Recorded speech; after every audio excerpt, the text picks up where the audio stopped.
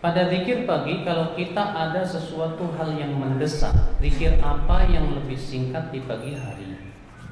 Pak, kalau kita tidak sempat berzikir di waktu pagi karena ada keperluan, pilihlah yang paling bagus. Dalam riwayat Imam Al-Hakim dalam Mustadraknya adalah Rasulullah SAW suatu pagi setelah sholat subuh pulang langsung ke rumahnya, yaitu istrinya yang bernama Sofiyah. Didapati Sofiyah sedang berzikir kepada Allah. Lalu Rasulullah pun izin untuk pergi karena ada keperluan. Pergilah Rasulullah SAW untuk keperluan dan baru pulang ketika siang hari. Ketika pulang ke rumah Sofiyah, ternyata Sofiyah masih berzikir. Kata Rasulullah, "Hai Sofiyah, kamu masih berzikir dari semenjak pagi tadi?" "Iya ya Rasulullah." Kata Rasulullah, "Akan tetapi aku mengucapkan ucapan itu lebih baik daripada apa yang kamu ucapkan dari pagi." Kata Sofiyah, "Apa itu ya Rasulullah?" Kata Rasulullah, "Aku mengucapkan subhanallah wa bihamdi adada khalqih wa ridha nafsih wa zinata arsyih wa midada kalimatih." Hai Sofiyah, kalaulah 3 kali, kalaulah ucapanku ini ditimbang dengan zikirmu yang kamu ucapkan dari pagi, niscaya akan lebih berat ucapanku. Jadi kalau kita nggak sempat karena cepat-cepat, karena ada kesibukan dan yang lainnya, coba pilih yang paling bagus. Ini yang dipilih Rasulullah. Subhanallah wa bihamdi adada khalqih wa ridha nafsih wa zinata arsyih wa midada kalimatih. Kenapa sih kok itu yang dipilih oleh Rasulullah? Karena maknanya luar biasa, Pak. Maha suci Allah dengan memujinya sebanyak makhluk-makhluknya. Masya Allah. Berarti kita memuji Allah sebanyak makhluk-makhluknya, seberat arasnya. Bagaimana beratnya aras? Wa zinata arsy wa midada kalimati, dan sebanyak tinta-tinta kalimatnya. Itu menunjukkan betapa agungnya doa ini, zikir ini. Assalamualaikum warahmatullahi wabarakatuh. Alhamdulillah wassalatu wassalamu ala Rasulillah wa man tabi'ahum bi ihsanin ila yaumil qiyamah, amma ba'd.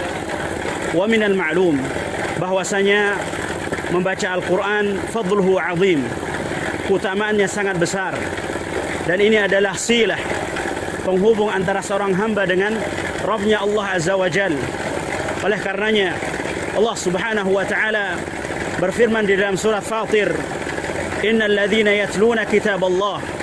Sesungguhnya orang-orang yang membaca kitabullah, Al-Qur'an, wa aqamus shalah, dan mendirikan salat, wa anfaqu mimma razaqnahum sirran wa alaniyah, dan mereka menginfakkan sebagian daripada apa yang kami karuniakan kepada mereka, baik secara terang-terangan maupun tersembunyi, yarjuna tijaratan lan tabur.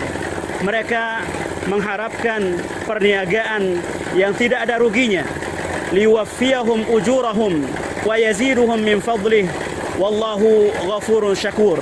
Kala Allah Subhanahu wa taala akan menyempurnakan ganjaran bagi mereka, dan Allah Subhanahu wa taala akan menambahkan dari karunia-Nya.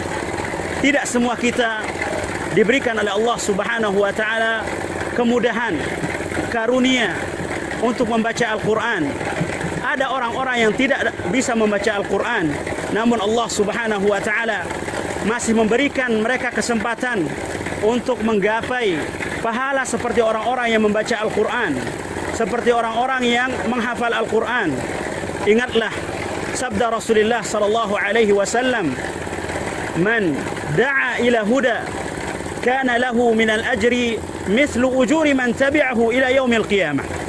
Barang siapa yang memberi petunjuk kepada kebaikan, maka baginya pahala seperti orang-orang yang melakukannya sampai hari kiamat, duna yanqusa min ujurihim syai'a, tanpa mengurangi sedikit pun pahala orang-orang yang melakukannya.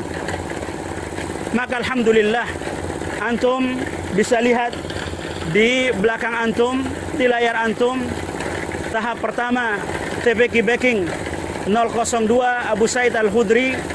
Tahap pertama sudah sampai 60%.